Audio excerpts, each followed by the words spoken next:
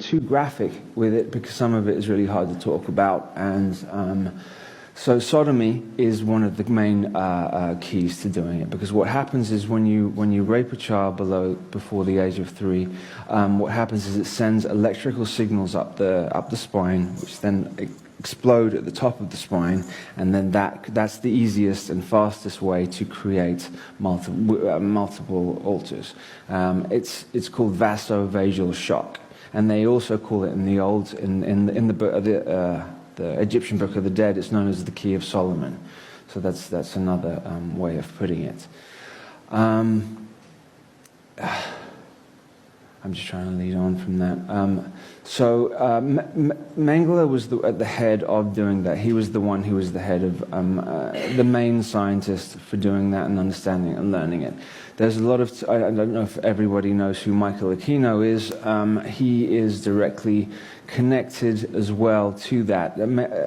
A lot of the people in positions of power now, certainly all the Bush family, which are actually the Bauer family, which are actually German Nazi family. So when you had Project Paperclip, and if you know what that is, but Project Paperclip was when at the end of the so essentially we didn't win the Second World War as it says in the textbooks. What actually happened is that they went underground and then made it appear that they had lost, so that they could go underground, continue with the work through Project Paperclip. They took all of their top scientists, military strategists, and placed them in South America and North America.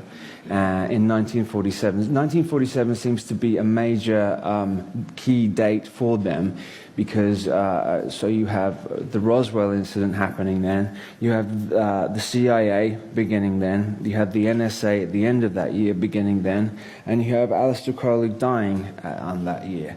And I think this all has something to do with a ritual that was done, which is connected to Hubbard and Scientology and Jack Parsons. I don't know if anyone knows who Jack Parsons is. Jack Parsons was a genius rocket scientist who was working in Southern California at JPL Laboratories, which is known as Jet Propulsion Laboratories, but in truth it means Jack Parsons Laboratories. What he was trying to do was find out the ultimate weapon to be created. And what he was using fetuses and using nuclear technology and fetuses from baby fetuses at the same time and combining them together. So they essentially wanted to have at the end a combination of ritual, black magic, and technology used at the same time, and that would be the ultimate weapon. And essentially we've got that going on now.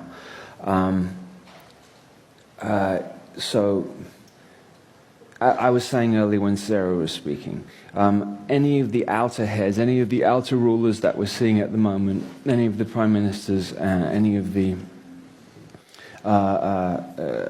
aristocracy are only the outer heads. So certainly for the British rulership, if you look at the symbol, you'll see a crown, and very, very often through the crown there'll be a sword, which is the Templars' way of telling you that they rule behind, in the shadows, behind the aristocracy. The Saxe-Coburg-Gotha line, which usurped the British throne, which they called themselves the Windsors, that certainly isn't their name. They're a German family Victoria was the first one, came and stole so they're Germans. They've been German for the last 120 years. So Germany really is at the rulership of this country, and they are still today. They've just done it subversively, and they've just done it underneath the radar. And what in their mind, what better way to do it is than to disappear and then get everybody in a comfortable position where we think everything's all right, and then hit in the last second, which I think is really what's going on now. They're not able to hide themselves as much as they could do anymore because of the frequency of the planet raising. They can't hide anymore as they used to be able to. So there was what they wanted to do at the end, after the end of the Second World War, which was really about money and was really about testing out the collective trauma. So we all, as a species on this planet, we're all traumatized. We're all traumatized collectively through the wars that have gone on. Outside of the individual trauma that goes on, as a human species, we're traumatized. I noticed, just as an example, walking down the high street yesterday where I live, and a bang went off, and everybody, I could sense the fear. There's an underlying fear with everybody on this planet at the moment that something is sort of about to happen, but they don't know what it is. So you've got a lot of people who were speaking out about these things now sort of running to the solace of Christianity or a religion because they don't know what else to do. The Christian religion, and I don't want to step on anybody's toes, all this stuff is just from my understanding and my research, which has been 15 years of research, because I needed to find out what happened to me in 2008.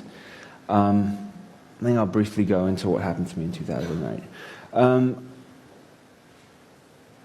I knew that people had told me throughout the years that sometimes that when I would speak about something, or I would watch a movie with somebody, or read a magazine, or read a book, and then they would then say to me, I'd say, "Oh, should we put this movie on again?"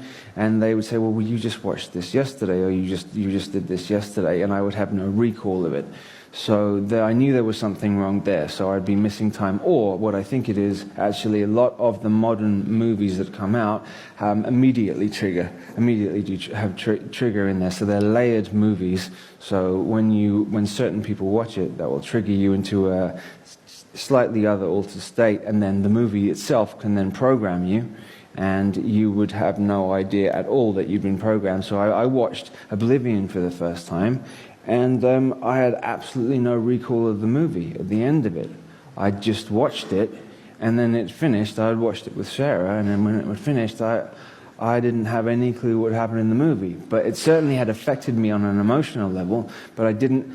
And if you think of how movies are laid out, they're laid out in a dream sequence sort of state. So all movies are there to affect the subconscious, because it's not like one camera. Like when we're walking around, it's one camera moving wherever you are. A movie is dream sequence, like sketch. Like we're in a dream, it's like that. So they're doing that, and that's the Hollywood, which is the holy wood, which is they used to create magic wands, staffs out of this particular wood that grows in Hollywood. I used to live in Hollywood, and this particular wood stinks, actually, and Hollywood isn't a particularly nice place. But that's why, and this wood that they use is called the wood of illusion. So the illusion is created and stems from Southern California, and this sort of pervades out through. So they're using the U.S. as a testing ground. So they test it out. They'll test out different things there in the U.S., usually on the West Coast for certain things, and the East Coast for other things. East Coast is more European, so they'll test out different things there. And then if it worked, they'll try it in other countries. If it didn't work, they'll leave it.